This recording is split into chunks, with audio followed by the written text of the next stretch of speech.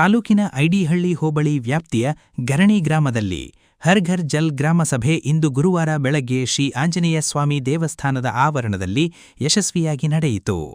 ಸಭೆಗೆ ಪಂಚಾಯಿತಿ ಅಭಿವೃದ್ಧಿ ಅಧಿಕಾರಿ ಲಕ್ಷ್ಮಣ್ ಬಿಆರ್ ಅಧ್ಯಕ್ಷತೆ ವಹಿಸಿ ಮಾತನಾಡಿ, ಜಲಜೀವನ್ ಮಿಷನ್ ಯೋಜನೆಯಡಿ ಪ್ರತಿ ಮನೆಗೂ ಶುದ್ಧ ಕುಡಿಯುವ ನೀರು ಒದಗಿಸುವುದು ಸರ್ಕಾರದ ಪ್ರಮುಖ ಗುರಿಯಾಗಿದೆ ಎಂದು ಹೇಳಿದರು.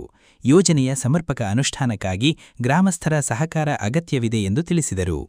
ಈ ವೇಳೆ ಜೆಜೆಎಂ ಯೋಜನೆಯ ಇಂಜಿನಿಯರ್ ಭರತ್ ಕುಮಾರ್ ತಾಂತ್ರಿಕ ಅಂಶಗಳು ಹಾಗೂ ನೀರಿನ ಸರಬರಾಜು ವ್ಯವಸ್ಥೆ ಕುರಿತು ಮಾಹಿತಿ ನೀಡಿದರು. ಸಂವಹನಾಧಿಕಾರಿ ರಾಧಾ ಅವರು ಮಾಹಿತಿ, ಶಿಕ್ಷಣ ಮತ್ತು ಸಂವಹನ ಚಟುವಟಿಕೆಗಳ ಮಹತ್ವವನ್ನು ವಿವರಿಸಿ ಸ್ವಚ್ಛತೆ ಹಾಗೂ ಆರೋಗ್ಯದ ಬಗ್ಗೆ ಜಾಗೃತಿ ಮೂಡಿಸಿದರು. ಸಭೆಯಲ್ಲಿ ಪಂಚಾಯಿತಿ ಸಿಬ್ಬಂದಿ ಮತ್ತು ಗ್ರಾಮಸ್ಥರು ಸಕ್ರಿಯವಾಗಿ ಪಾಲ್ಗೊಂಡು ಕುಡಿಯುವ ನೀರು ಹಾಗೂ ನೈರ್ಮಲ್ಯ ಸಮಸ್ಯೆಗಳ ಕುರಿತು ತಮ್ಮ ಅಭಿಪ್ರಾಯಗಳನ್ನು ಹಂಚಿಕೊಂಡರು. ವಿವಿಧ ಸಮಸ್ಯೆಗಳ ಕುರಿತು ಚರ್ಚೆ ನಡೆಯಿತು. ಕಾರ್ಯಕ್ರಮದ ಅಂತ್ಯದಲ್ಲಿ ಸರ್ಕಾರದ ಯೋಜನೆಗಳನ್ನು ಸದುಪಯೋಗಪಡಿಸಿಕೊಂಡು ಸ್ವಚ್ಛ ಮತ್ತು ಆರೋಗ್ಯಕರ ಗ್ರಾಮ ನಿರ್ಮಾಣಕ್ಕೆ ಎಲ್ಲರೂ ಕೈಜೋಡಿಸಬೇಕು ಎಂದು ಮನವಿ ಮಾಡಲಾಯಿತು. ಗ್ರಾಮಸ್ಥರ ಉತ್ತಮ ಸ್ಪಂದನೆ ಕಾರ್ಯಕ್ರಮದ ಯಶಸ್ಸಿಗೆ ಕಾರಣವಾಯಿತು.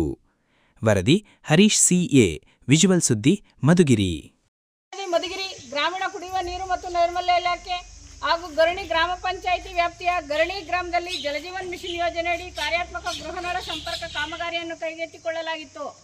ಸದರಿ ಗ್ರಾಮದಲ್ಲಿ ಕಾಮಗಾರಿ ಪೂರ್ಣವಾಗಿ ಮುಕ್ತಾಯವಾಗಿರುವುದರಿಂದ ಸದರಿ ಗ್ರಾಮವನ್ನು ಹರ್ ಘರ್ ಜಲ್ ಗ್ರಾಮ ಎಂದು ಘೋಷಣೆ ಮಾಡುವ ಉದ್ದೇಶದಿಂದ ಈ ದಿನ ವಿಶೇಷ ಗ್ರಾಮ ಸಭೆಯನ್ನು ಕರೆಯಲಾಗಿತ್ತು. ಗ್ರಾಮ ಸಭೆಯಲ್ಲಿ ಈಗಾಗಲೇ ಭಾಗವಹಿಸಿದ ಎಲ್ಲರೂ ತಿಳಿಸಿರುವಂತೆ ಗ್ರಾಮದ ಎಲ್ಲ ಮನೆಗಳಿಗೂ ನಳ ಸಂಪರ್ಕ ಕಲ್ಪಿಸಲಾಗಿದೆಯಾ?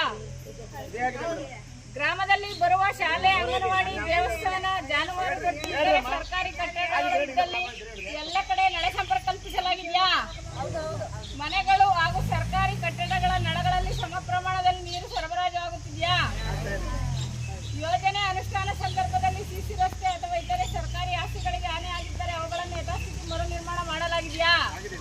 ಯೋಜನೆಗೆ ಸಂಬಂಧಿಸಿದಂತೆ ಯಾವುದಾದರೂ ಕೆಲಸಗಳು ಬಾಕಿ ಇವೆಯಾ? ಹಾಗಾದರೆ ನಿಮ್ಮೆಲ್ಲರ ಸರ್ವಾನುಮತದ ಆಧಾರದ ಮೇಲೆ ನಿಮ್ಮ ಗ್ರಾಮವನ್ನು ಹರ್ ಘರ್ ಜಲ್ ಗ್ರಾಮ ಎಂದು ಘೋಷಣೆ ಮಾಡಬಹುದಾ?